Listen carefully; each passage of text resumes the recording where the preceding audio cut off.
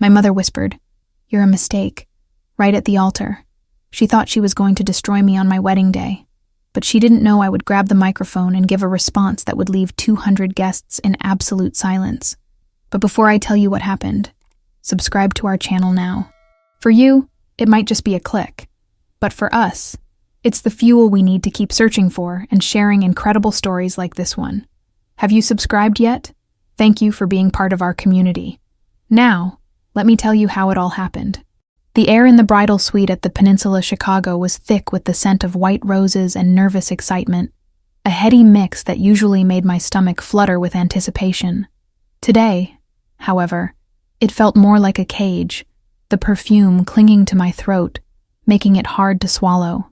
Sunlight, bright and uncompromising, streamed through the tall windows, illuminating dust motes dancing in the opulent space.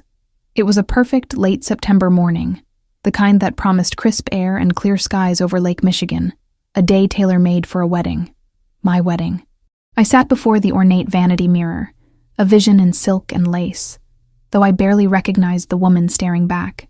My hair, usually a wild cascade of auburn curls, was meticulously swept into an elegant chignon, tiny pearls woven through the strands. My makeup, professionally applied, softened the lines around my eyes, making them appear larger, more luminous. Sarah, my maid of honor and best friend since kindergarten, hovered behind me, her hands fluttering like anxious butterflies. "You look absolutely breathtaking, Claire," she murmured, her voice thick with genuine affection. "Mark is going to lose his mind." A small, genuine smile touched my lips at the mention of Mark. Mark, my rock. My steady, unwavering lighthouse in a sea of chaos. He was everything I hadn't known I needed, everything I hadn't dared to dream of. 40 years old, and I was finally getting my fairy tale, albeit one with a few more wrinkles and a lot more baggage than the Disney versions. The thought of seeing him, of walking down that aisle towards his patient, loving gaze, was the only thing anchoring me to this moment, preventing the rising tide of anxiety from pulling me under. Breathtaking and terrified, I confessed, my voice a low whisper. My fingers, adorned with a delicate diamond ring, trembled slightly as I adjusted the lace on my sleeve. "It's just a lot, all of it."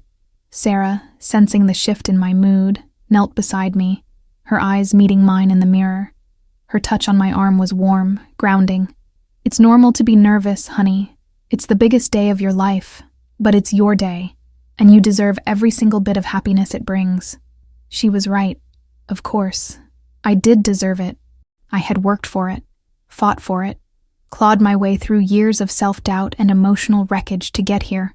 But a shadow, cold and persistent, lingered at the edges of my joy. It was the shadow of Evelyn, my mother. I had tried to push her from my mind, to focus solely on Mark, on Sarah, on the beautiful future stretching before me. But the knowledge that she was on her way, that she would soon walk into this room, was a constant, low thrum of dread beneath the surface of my excitement. "She's going to find something," I said, the words escaping before I could stop them. "She always does. The dress is too something. My hair is too something else. The flowers aren't the right shade of white. It's never enough, Sarah. I'm never enough."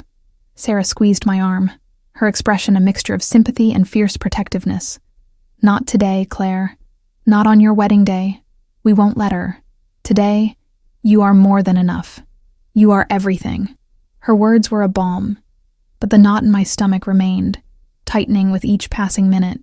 The knock, when it finally came, was sharp and imperious, not the gentle tap of a hotel staff member or a nervous bridesmaid. My breath hitched. Sarah shot me a reassuring glance, but her own shoulders seemed to tense. "That'll be her," I muttered, my voice barely audible. The door swung open, revealing Evelyn, a woman who, even at 65, carried herself with the rigid posture of a queen surveying her lessers. She was impeccably dressed in a tailored dove-gray suit, her silver hair pulled back in a severe bun, not a single strand out of place. Her eyes, the same piercing blue as mine, swept over the room, taking in every detail, every flower, every piece of furniture, before finally landing on me. A familiar chill snaked down my spine. a visceral reaction I'd known since childhood. It was the physical manifestation of her disapproval, a cold hand gripping my heart. "Claire," she stated, her voice devoid of warmth, a flat pronouncement rather than a greeting. She didn't move to embrace me, didn't offer a word of congratulations. Her gaze was a critical laser, dissecting my appearance. I felt myself shrink. Despite my 40 years and the expensive gown clinging to my curves, it was a reflex, an old wound flaring up. "Mother," I replied, forcing a polite smile that felt brittle on my lips. Sarah, ever the diplomat, stepped forward. "Evelyn, you look wonderful. And doesn't Claire look stunning?" She gestured towards me, a hopeful, almost desperate plea in her eyes. Evelyn's lips, painted a precise shade of berry, thinned. "Stunning is a strong word, Sarah. The dress is adequate. A little too much lace, perhaps. And the neckline, dear, for a woman of your age, one might have chosen something a touch more demure." My jaw tightened. A woman of your age. The subtle jab, the casual dismissal of my beauty, my joy. It was her signature move, a masterclass in passive aggression. I felt a flush creep up my neck, but I held it back, reminding myself, "Not today, not today." "It's exactly what I wanted, Mother," I said, my voice steadier than I felt. Evelyn merely hummed, a non-committal sound that spoke volumes. Her eyes then drifted to the floral arrangements. "And these roses, white, so predictable. I always thought you had more imagination, Claire." She continued her tour of inspection, her comments like tiny, poisoned darts. The venue was a bit ostentatious for a second marriage. The music selection for the ceremony was rather pedestrian, and my choice of caterer was brave, considering their last review. Each word chipped away at the fragile shell of my composure, threatening to expose the raw nerve beneath. Sarah, bless her heart, tried to interject, to steer the conversation, but Evelyn was a force of nature, a hurricane of subtle criticism that left wreckage in its wake. I just stood there, a statue of a bride, absorbing the blows, my internal monologue a frantic mantra. Don't react, don't cry, don't let her win. The chapel, a grand, hushed space, adorned with more white roses and flickering candlelight, felt both sacred and suffocating. The organist began the prelude, a soft, ethereal melody that usually brought tears to my eyes. Today, it only amplified the frantic beat of my heart. Mark was waiting at the altar, a beacon of calm in his dark suit, his eyes searching for mine. I could feel his love, a warm current reaching out to me, and for a moment, the world outside us faded. Then, a shadow fell over me. Evelyn. She had positioned herself just behind me, ostensibly to adjust the train of my dress, but I knew better. Her presence was a physical weight, pressing down on my shoulders. The scent of her expensive perfume, sharp and floral, filled my nostrils, momentarily eclipsing the sweet fragrance of the roses. I braced myself, my muscles tensing, knowing a final, parting shot was imminent. It always was. Her hand, cool and dry, brushed against my bare arm, sending a shiver through me that had nothing to do with the chill in the air. She leaned in, her lips brushing my ear, her voice a low, venomous whisper, barely audible above the organ music.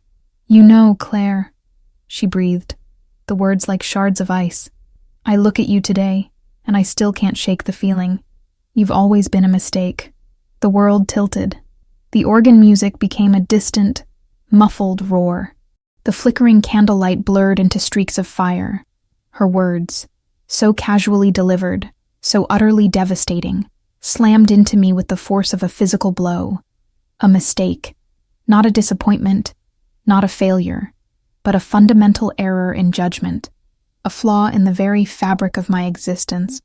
It was a sentiment I had felt simmering beneath her words my entire life, but to hear it articulated, on this day, in this sacred space, was an act of pure, unadulterated cruelty.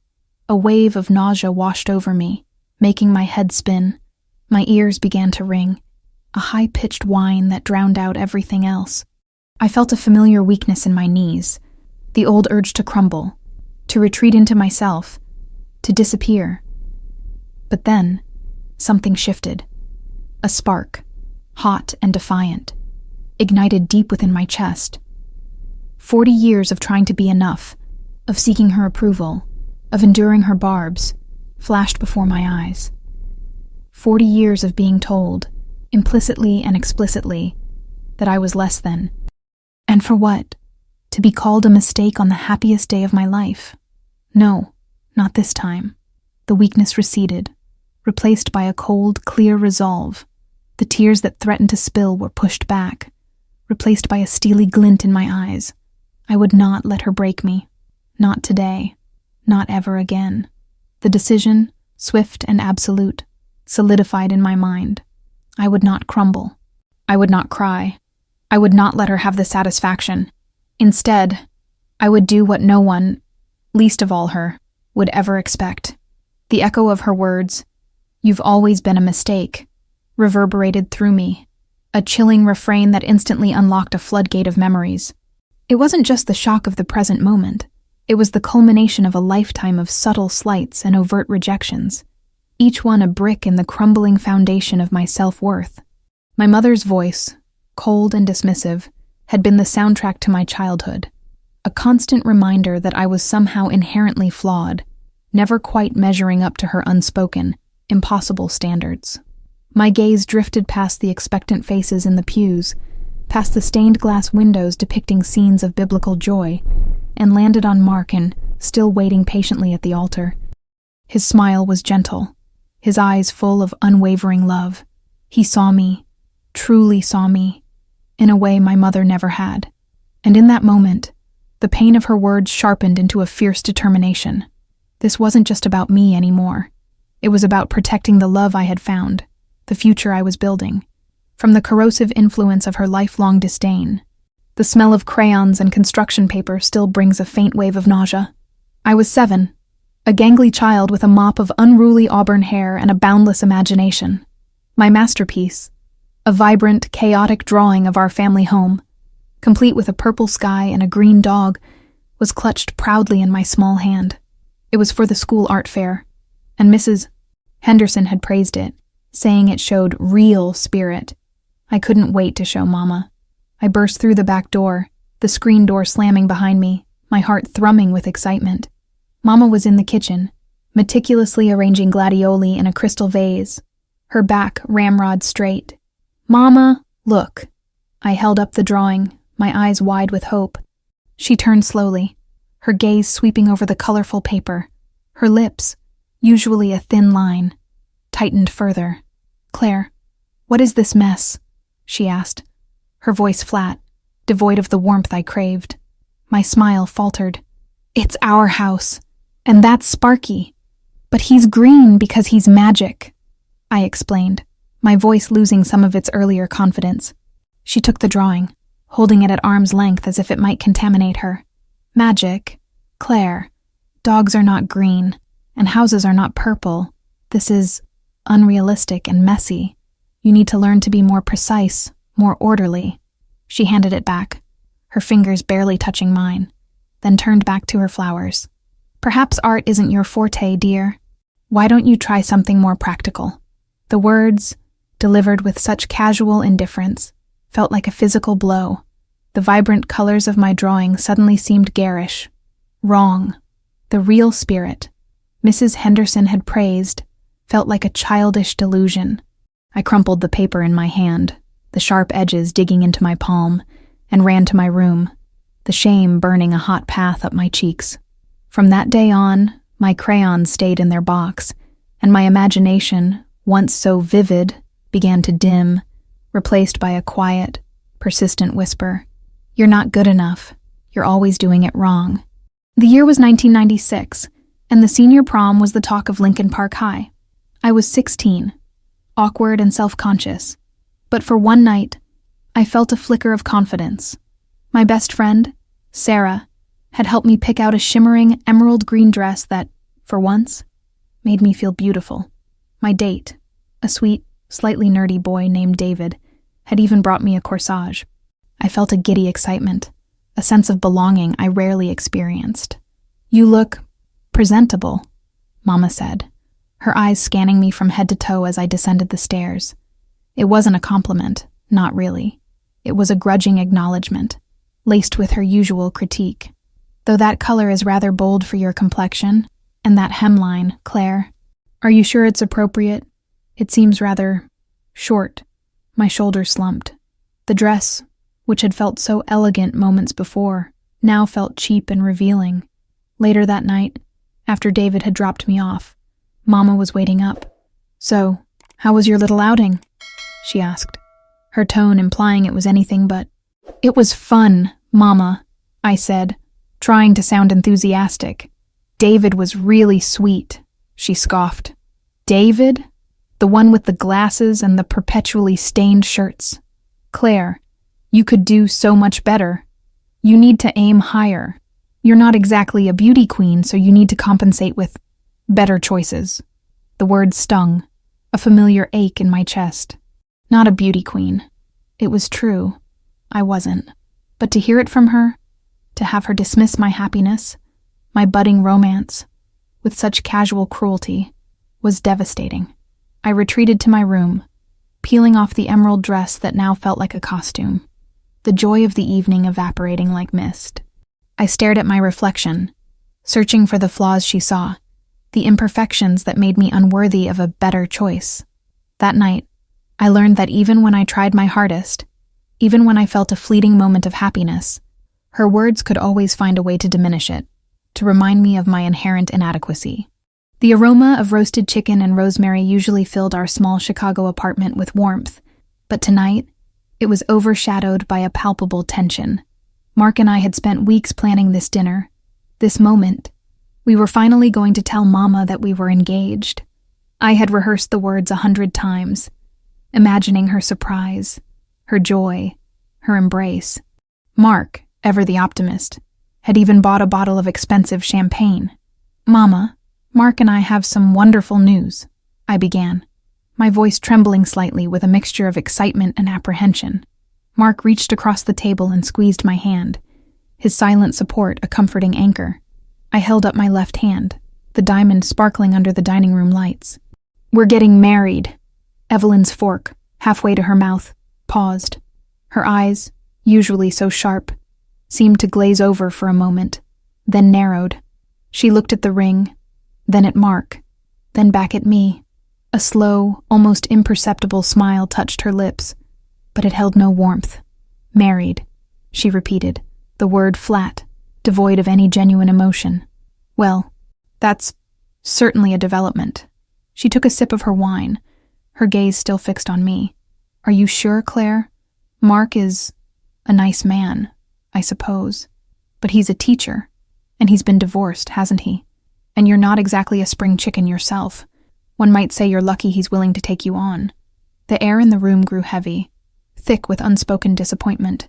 Mark's hand tightened on mine, a silent apology for her cruelty. My heart sank, a familiar ache spreading through my chest. Lucky he's willing to take you on. It was the same old song, just a different verse. My joy, my love, my momentous news, all reduced to a transaction, a concession, a testament to my perceived deficiencies. The champagne remained unopened, its celebratory bubbles mocking our deflated spirits. That night, I realized that no matter what I achieved, no matter how much happiness I found, my mother would always find a way to diminish it, to remind me that I was, in her eyes, fundamentally unworthy. And now, here I was, standing at the precipice of my new life, the culmination of all those years of striving, of proving, of hoping. And still, her words, delivered with the same cold precision, cut me to the core. You've always been a mistake. The ringing in my ears intensified, a cacophony of past hurts and present pain.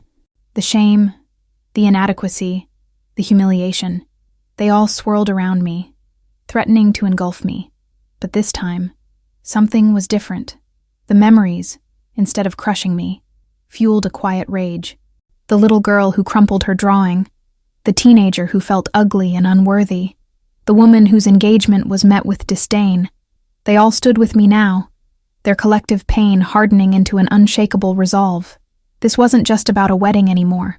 This was about reclaiming my narrative, about finally severing the toxic cord that had bound me to her judgment for 40 years. I looked at Mark again, his face a blur through the unshed tears that pricked my eyes. He deserved a happy bride, a confident partner, a woman who knew her worth, and I deserved to be that woman. The organ music swelled, signaling the final moments before my walk down the aisle. My mother's words, meant to shatter me, had instead forged me. The foundations of my life, once built on the shifting sands of her approval, were about to be rebuilt, brick by painful brick, on the solid ground of my own self-acceptance. And I knew, with a certainty that vibrated through every cell of my being, that my response would be anything but what she expected. The reception hall, a converted Gothic revival chapel on the north side of Chicago, was a symphony of soft light and hushed anticipation. Stained glass windows, now illuminated from within, cast jewel-toned patterns across the polished oak floors, where tables laden with white linen and towering floral arrangements stood. The air, thick with the scent of gardenias and expensive champagne, hummed with the low murmur of conversation and the distant, elegant strains of a string quartet. It was everything I had meticulously planned, a dream brought to life, yet a suffocating sense of unreality clung to me like the delicate lace of my gown. Every smile I offered felt like a performance, every laugh a hollow echo. Mark, my rock, my anchor, squeezed my hand under the table, his eyes full of a love so pure it almost hurt. He knew, without me having to say a word, that something was amiss. He'd seen the subtle shift in my posture, the way my jaw had tightened, the flicker of pain in my eyes when my mother, Evelyn, had swept into the room earlier. She was a vision in sapphire blue, a color that perfectly complemented her silver hair and icy demeanor. She moved through the crowd like a queen, dispensing air kisses and charming anecdotes, her laughter tinkling like wind chimes, a sound that had always grated on my nerves, a false melody. During the endless parade of photographs, Evelyn had been a master of passive aggression. "Claire, darling, a little less tense," she'd cooed, adjusting a stray curl near my temple with a touch that felt more like a reprimand, and perhaps a wider smile. "You look as though you're attending a funeral, not your own wedding." Later, as the cocktail hour began, she'd cornered my Aunt Carol, loudly lamenting, "It's such a shame the caterer couldn't manage a proper beef Wellington." Claire always was so particular, but one does expect a certain standard, even in a converted chapel. Each comment, seemingly innocuous to an outsider, was a tiny dart aimed directly at my heart, designed to chip away at my joy, to remind me of my perceived inadequacies. I watched her from across the room, a glass of untouched champagne in my hand, as she held court with Mark's business partners, her voice a smooth, practiced purr. She was a chameleon, effortlessly blending into any social landscape, projecting an image of maternal warmth and sophisticated grace. No one, not a single soul in that room, would ever guess the venom that flowed beneath that polished veneer. The cognitive dissonance was a physical ache in my chest, a pressure building behind my eyes. How could someone be so outwardly charming and so inwardly cruel? It was a question that had haunted me for 40 years, a riddle wrapped in a lifetime of emotional scars. The speeches began, a series of heartfelt tributes from Mark's best man, my maid of honor, Sarah, and a few close family friends. Each one was a balm to my wounded spirit, a reminder of the genuine love and support that surrounded me. Then, the moment I dreaded arrived. The DJ, a young man with an overly enthusiastic smile, announced, "And now, a special toast from the mother of the bride, Evelyn Hayes." A ripple of polite applause spread through the room as Evelyn, with a theatrical flourish, glided towards the microphone. My stomach clenched, a cold dread seeping into my bones. She took the microphone, her smile radiant. Her eyes, however, flickered towards me with a glint I knew all too well, a predatory gleam. "My dearest Claire," she began, her voice perfectly modulated. "It feels like just yesterday I was holding you in my arms, a tiny bundle of dreams." A collective awe swept through the room.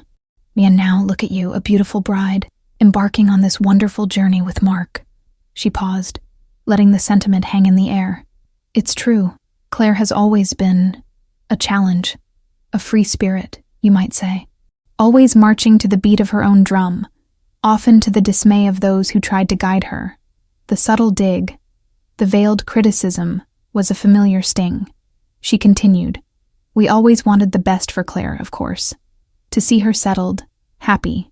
And today, seeing her here, finally finding her place, it truly warms a mother's heart." The word finally hung in the air, a silent accusation of all my past choices, my career, my independence, my refusal to conform to her narrow expectations. "Mark," she turned to him, her smile saccharine, "you are a brave man, and we are so grateful you've chosen to take on our unique daughter. May your life together be filled with patience, understanding, and perhaps a little less drama." A few nervous chuckles rippled through the room. My hands were shaking, my vision blurring at the edges. This wasn't a toast. It was a public dissection, a thinly veiled character assassination disguised as maternal affection. My blood ran cold. The words she'd whispered to me earlier, "You've always been a mistake," echoed in my ears, amplified by the insidious nature of her public address. This wasn't just about me anymore. It was about her performance, her need to control the narrative, to diminish me even on my happiest day. A sudden, fierce clarity washed over me, burning away the years of doubt and self-blame. This was it. This was the moment I stopped being her victim. My heart hammered against my ribs, a drumbeat of defiance. I pushed my chair back, the scrape of wood against the floor a jarring sound in the otherwise quiet room. Mark looked at me, his brow furrowed with concern, his hand reaching out. Sarah, my maid of honor, whispered, "Claire, what are you doing?" But I didn't hear them. My gaze was fixed on Evelyn, who was now beaming, basking in the polite applause, oblivious to the storm brewing within me. My legs felt like lead, yet I moved with a purpose I hadn't known I possessed. Each step towards the stage, towards the microphone, was a declaration, a severing of invisible chains. The room seemed to tilt, the faces of the guests blurring into an indistinct mosaic of curiosity and confusion. I reached the stage, my hand trembling slightly as I took the microphone from the DJ, who looked utterly bewildered. The weight of it in my hand felt monumental, a conduit for 40 years of unspoken pain. My voice, when it came, was surprisingly steady, though a tremor ran through my entire body. I looked directly at Evelyn, who had just turned to me, her triumphant smile faltering as she registered the raw intensity in my eyes. "My mom said at my wedding, 'You've always been a mistake,'" I announced, my voice cutting through the lingering applause like a knife. A collective gasp swept through the room, followed by an immediate, suffocating silence. I took a deep breath, the air suddenly thin and cold in my lungs. My gaze swept across the stunned faces of the guests, then landed on Mark, who had risen from his seat, his face pale, his eyes wide with a mixture of shock and dawning understanding. "For those who didn't hear," I continued, my voice gaining strength, each word a hammer blow, "my mother said I'm a mistake, so I'm going to live as if you were never my mother." The words hung in the air, heavy and absolute. The entire chapel froze. My fiancé, Mark, stood there, his face ashen, his world, and mine, irrevocably altered in that single, shattering moment. The silence that followed my declaration was not merely the absence of sound. It was a living, breathing entity, pressing down on every soul in the room. It was the kind of silence that screams, a vacuum where laughter and music had been, now filled with the collective shock of 200 people. I could feel their eyes on me, 1,000 pinpricks of judgment, pity, and bewildered curiosity. My heart pounded a frantic rhythm against my ribs, a drum solo in the deafening quiet. Evelyn stood frozen, her sapphire dress a stark contrast to the sudden pallor of her face. Her perfect smile finally shattered, replaced by a mask of disbelief and fury. The DJ, bless his heart, tried to break the spell. A nervous cough, a fumbled attempt to cue up a song, but the music died almost as soon as it began, a pathetic whimper against the monumental silence. It was too late. The moment had been seized, branded into the memory of everyone present. Mark was by my side in an instant, his arm wrapping around my waist, a silent, powerful gesture of support. His touch was a lifeline, grounding me in the swirling chaos. He didn't ask questions. He simply stood with me, a shield against the sudden storm I had unleashed. A few guests began to whisper, their voices hushed but audible in the stillness. Aunt Carol, usually so timid, looked torn between horror and a flicker of understanding. My cousin, Lisa, who had always seen through Evelyn's facade, offered a small, almost imperceptible nod of approval. But mostly, there was just the stunned silence, punctuated by the occasional clink of a forgotten fork against a plate. I felt a strange mix of terror and exhilaration. The words were out. The truth, raw and ugly, was finally exposed. There was no going back. The bridal suite, a small, elegantly appointed room off the main hall, felt like a sanctuary. I had fled there, Mark close behind me, the echoes of my own voice still ringing in my ears. The heavy oak door clicked shut, muffling the distant, confused murmurs of the reception. I sank onto a plush velvet chaise lounge, my legs suddenly weak, the adrenaline draining from my body, leaving me trembling. Mark knelt before me, taking my hands in his eyes filled with a concern that transcended the shock. "Claire," he whispered, "are you okay? What just happened?" Before I could answer, the door burst open. Evelyn stood there, her face contorted with a rage I had rarely seen so openly displayed. Her composure, usually ironclad, had completely unraveled. "What in God's name was that, Claire?" she hissed, her voice low and venomous, a stark contrast to her public persona. "Are you insane? You just humiliated me. You humiliated us, on your own wedding day." Her words were a barrage, designed to overwhelm, to gaslight, to make me doubt my own sanity. "You're crazy, Claire," she continued, stepping further into the room, her eyes blazing. "I never said that. Not like that. You're twisting my words, making a scene for attention, just like you always do. You've ruined everything. Your own wedding. How could you be so selfish?" Her accusations were a familiar script, one I had heard countless times throughout my life. The familiar knot of guilt and self-doubt began to tighten in my stomach, a reflex honed over decades. But this time, something was different. The words I had spoken on stage, the raw truth, had forged a new kind of armor around my heart. I looked at her, truly looked at her, not as my mother, but as a woman consumed by her own bitterness and need for control. "You said it, Evelyn," I stated, my voice surprisingly calm. "You said I was a mistake, and you've been saying it in 1,000 different ways my entire life. Today, I just chose to believe you, and to act on it." Mark squeezed my hand, his silent support a powerful affirmation. Evelyn recoiled as if struck, her face paling further. She had expected tears, apologies, a breakdown. She had not expected defiance. The confrontation was draining, a battle of wills that had been brewing for 40 years. Evelyn, seeing that her usual tactics were failing, resorted to a desperate plea, her voice dropping to a manipulative whisper. "Think about your father, Claire. Think about what this will do to him, to our family name. You're destroying everything we've built." But the words held no power over me anymore. The family name had always been a cage, and I was finally breaking free. Mark, sensing my exhaustion, stepped forward, placing himself between me and Evelyn. "Evelyn," he said, his voice firm but respectful, "I think it's time you left. Claire needs space." Evelyn glared at him, then at me, her eyes filled with a hatred so profound it chilled me to the bone. Without another word, she spun on her heel and stormed out, leaving a lingering scent of expensive perfume and bitter resentment in her wake.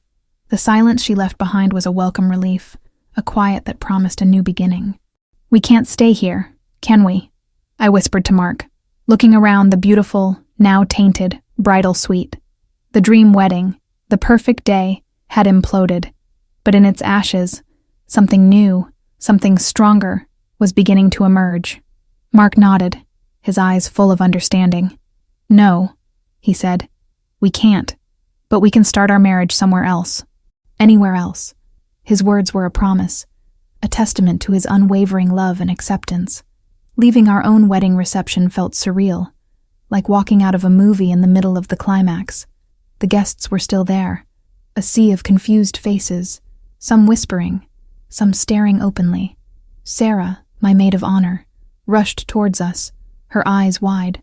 "Claire, Mark, where are you going?" I offered her a small, sad smile. "Somewhere we can actually be married, Sarah. Away from all this."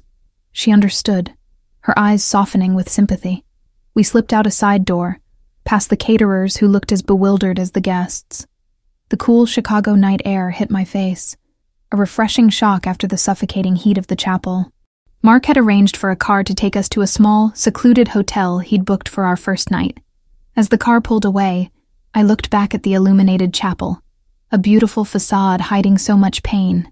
The perfect wedding was ruined, yes, but as I leaned my head on Mark's shoulder, a profound sense of peace settled over me. I was free, and that, I realized, was a far more precious gift than any perfect day could ever offer. The journey ahead was uncertain, but for the first time in my life, I was charting my own course. The first rays of dawn, filtered through the heavy drapes of the presidential suite at the Langham, did little to dispel the lingering shadows in Claire's mind. She lay tangled in the crisp and unfamiliar sheets, Mark's steady breathing a comforting rhythm beside her, yet a profound emptiness echoed within her. It wasn't the blissful, exhausted peace of a newlywed.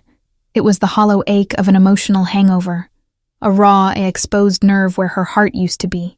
Every muscle in her body felt heavy, as if she'd run a marathon, not just endured the most pivotal and devastating day of her life. The memory of her own voice, amplified by the microphone, still vibrated in her ears, a defiant roar that had shattered not just a wedding reception, but 40 years of carefully constructed silence. She carefully extricated herself from Mark's embrace, the movement sending a jolt of anxiety through her. The silence of the room was oppressive, a stark contrast to the cacophony of the previous night. She padded barefoot to the window, pulling back a corner of the drape to gaze at the waking city. Chicago, usually a vibrant tapestry of steel and glass, seemed muted, indifferent to the personal earthquake that had just rocked her world. A wave of nausea washed over her, a physical manifestation of the emotional turmoil. Had she truly done that? Had she, Claire Miller, the perennial people-pleaser, the quiet achiever, finally snapped? The question hung in the air, heavy and suffocating. Her gaze drifted to her phone, abandoned on the bedside table, a small, glowing beacon of impending doom. She knew what awaited her there, the digital fallout. With a trembling hand, she picked it up, the screen instantly lighting up with a barrage of notifications. Missed calls, texts, voicemails, a digital tsunami. She scrolled through them, her breath catching in her throat. There were the supportive ones, mostly from Mark's family, and a few of her own closest friends, expressing shock, concern, and unwavering love. "Claire, we love you. Don't let her get to you. We're so proud of you for standing up for yourself." These were lifelines, small anchors in a sea of despair. But then came the others, the flying monkeys, as her therapist would later call them. Texts from her Aunt Carol, dripping with thinly veiled disapproval. "Claire, what on earth possessed you? You've ruined everything." A voicemail from her cousin, a syrupy voice laced with judgment. "Evelyn is devastated. You owe her an apology. This is not how a family behaves." And then, the one she dreaded most, a series of texts from Evelyn herself. Not apologies, of course. Never apologies. Instead, they were a masterclass in manipulation. "I can't believe you would humiliate me like that. After everything I've done for you. You've broken my heart, Claire. You'll regret this." The words were like tiny daggers, each one designed to pierce the fragile shield she had just erected. Mark stirred, his arm reaching for her, his eyes slowly opening. He saw the phone in her hand, the haunted look on her face. Without a word, he sat up, pulling her into his strong embrace. "Hey," he murmured, his voice thick with sleep but full of unwavering support. "Don't look at those. Not now." He gently took the phone from her hand, placing it face down on the table. "We're getting out of here, today, right now. We're going on our honeymoon, and we're not looking back." His conviction was a balm, a steady hand guiding her through the emotional fog. The decision was made, swift and absolute. They would disconnect, physically and emotionally, from the chaos they had left behind. The relief was immense, a sudden lightness in her chest, but beneath it, the fear lingered, a cold knot of uncertainty about the future. The honeymoon, a meticulously planned 2-week escape to the sun-drenched beaches of St. Lucia, began with an awkward silence. The pristine white sands and turquoise waters felt almost sacrilegious, too beautiful for the raw wounds they carried. Claire found herself staring at the horizon, the vastness of the ocean mirroring the overwhelming sense of freedom and terror that now defined her. Mark, ever patient, never pushed. He simply held her hand, listened to her fragmented thoughts, and reminded her, with every gentle touch and reassuring glance, that she was loved, not a mistake. Slowly, painstakingly, the tropical paradise began to work its magic, not by erasing the pain, but by providing a safe space for it to begin to heal. They talked for hours, under starry skies and over candlelit dinners, dissecting the events of the wedding, her childhood, her fears. It was a different kind of wedding night, one of profound emotional intimacy and shared vulnerability, forging a bond stronger than any traditional vows could have. Returning to Chicago was like stepping back into a different reality. The whispers were palpable, the sidelong glances unavoidable. Friends and acquaintances navigated the social minefield with varying degrees of grace. Some offered genuine sympathy, others a cautious distance, and a few, emboldened by Evelyn's narrative, outright condemnation. Claire felt the weight of judgment, the societal expectation that a daughter should never publicly defy her mother, no matter the provocation. The guilt, a familiar companion from childhood, tried to reassert its grip. Had she gone too far? Was she truly the monster Evelyn painted her to be? These questions gnawed at her, threatening to unravel the fragile peace she had found on her honeymoon. It was Mark who gently suggested therapy. "You don't have to carry this alone, Claire," he'd said one evening, watching her pick at her dinner, her eyes distant. "What happened was huge. It's okay to need help processing it." Reluctantly at first, Claire agreed. Dr. Eleanor Vance, a kind-eyed woman with a gentle but firm demeanor, became her anchor. In the quiet sanctity of Dr. Vance's office, Claire began to unpack 40 years of emotional baggage. She recounted the childhood slights, the teenage humiliations, the constant feeling of inadequacy. Dr. Vance helped her see Evelyn's behavior not as a reflection of Claire's worth, but as a manifestation of Evelyn's own deep-seated insecurities and possibly a narcissistic personality. "Her words were never about you, Claire," Dr. Vance explained softly. "They were about her need for control, her inability to see you as a separate, whole person." The therapy sessions were grueling, often leaving Claire emotionally drained, but also strangely lighter. She learned about boundaries, about gaslighting, about the insidious nature of emotional abuse. She began to understand that her mother's love had always been conditional, a performance designed to keep Claire tethered and subservient. Mark was her rock throughout this period. He attended a few sessions with her, not to fix her, but to understand her better, to learn how to support her without enabling her old patterns. He challenged her gently when she fell back into self-blame, reminding her of her strength, her resilience.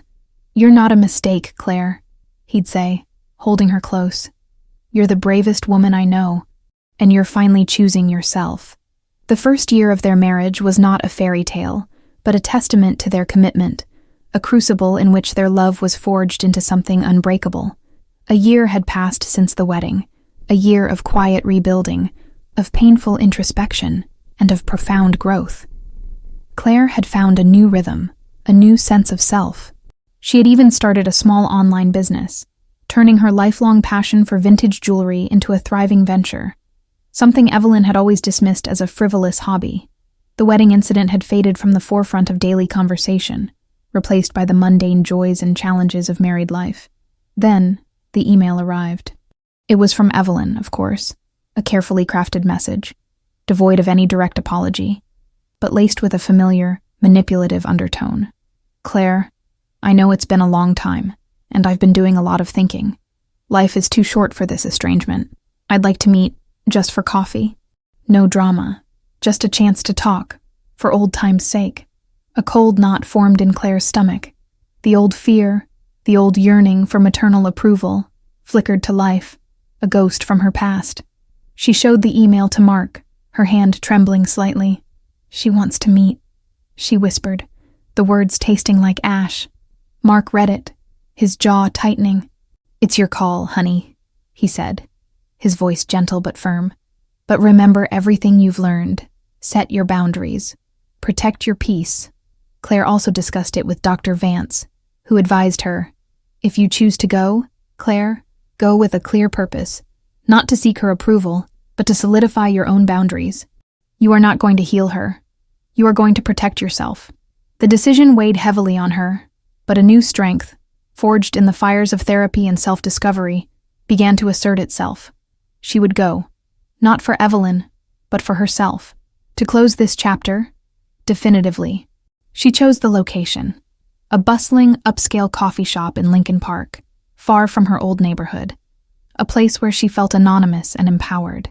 It was a bright, airy space, full of the cheerful clatter of cups and the murmur of conversations, a stark contrast to the suffocating silence of her past interactions with Evelyn. She arrived 15 minutes early, choosing a table by the window, her back to the wall, a subtle act of self-preservation.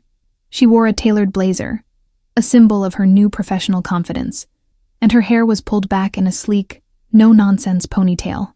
She felt a nervous flutter in her chest, but it was different now. Less fear, more anticipation, like a warrior preparing for a final, decisive battle. When Evelyn walked in, precisely on time, Claire almost didn't recognize her.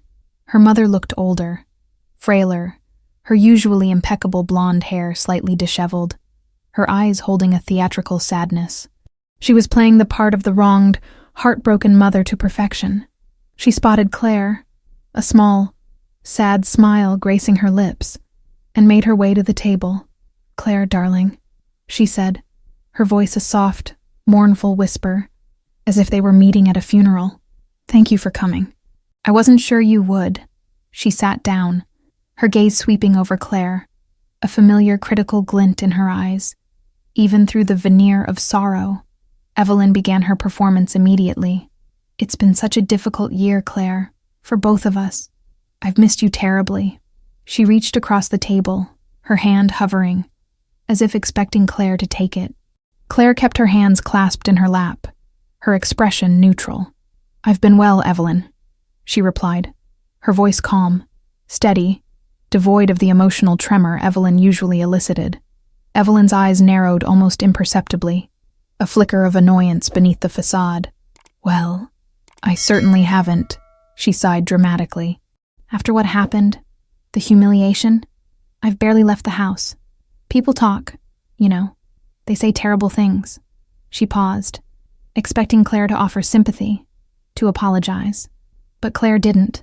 She simply met her mother's gaze, her own eyes clear and unwavering. "What happened was a long time coming, Evelyn," Claire stated, her voice even. "And it was a direct result of your words, not mine." Evelyn recoiled, her carefully constructed victimhood cracking. "My words. Claire, I don't know what you're talking about.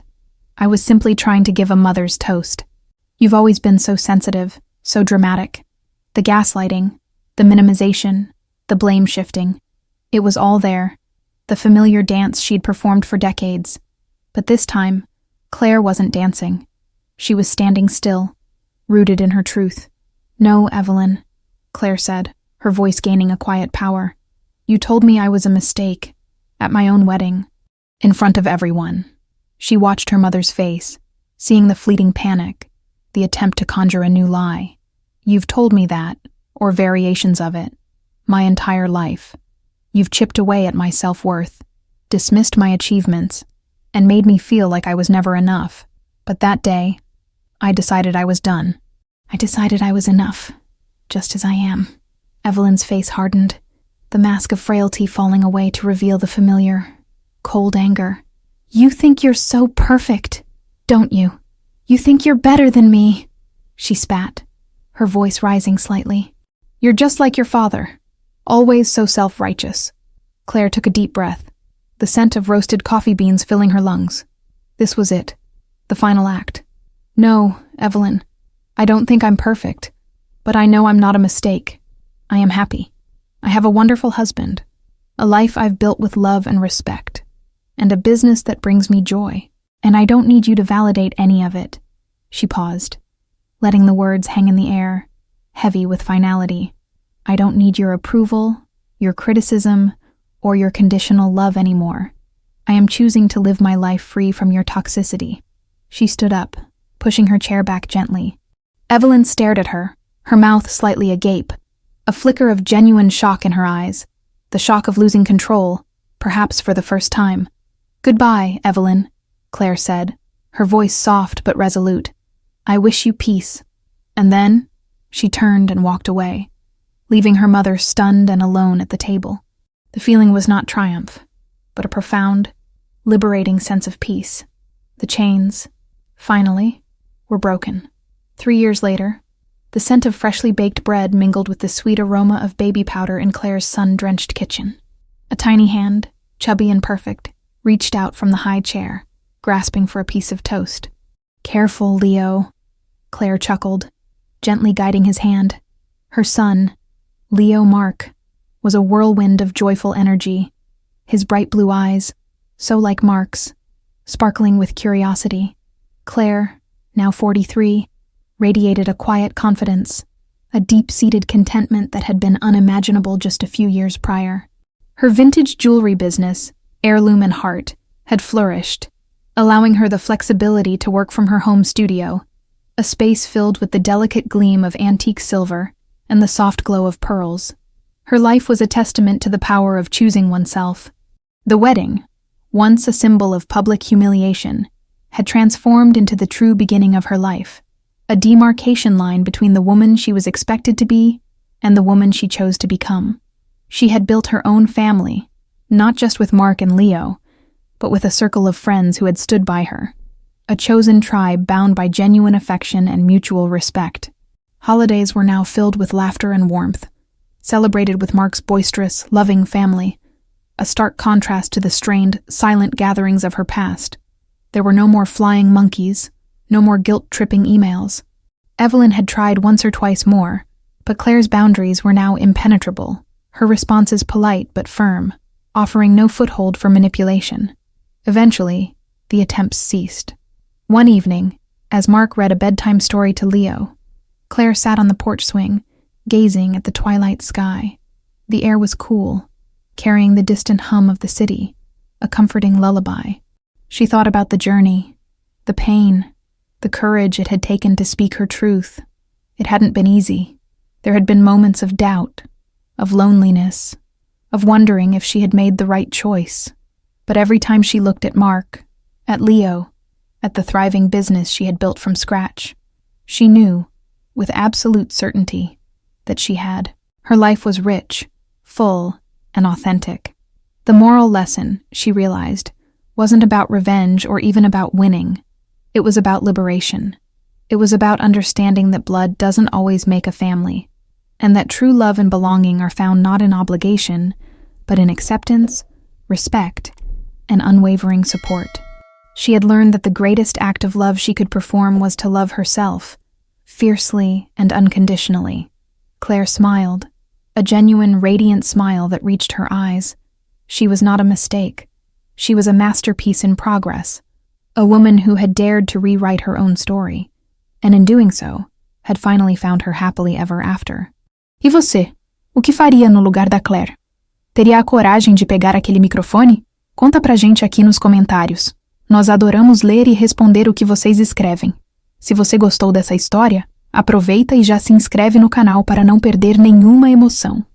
Te espero no próximo vídeo, que já está aparecendo aí na sua tela. Clica aí e eu te vejo lá.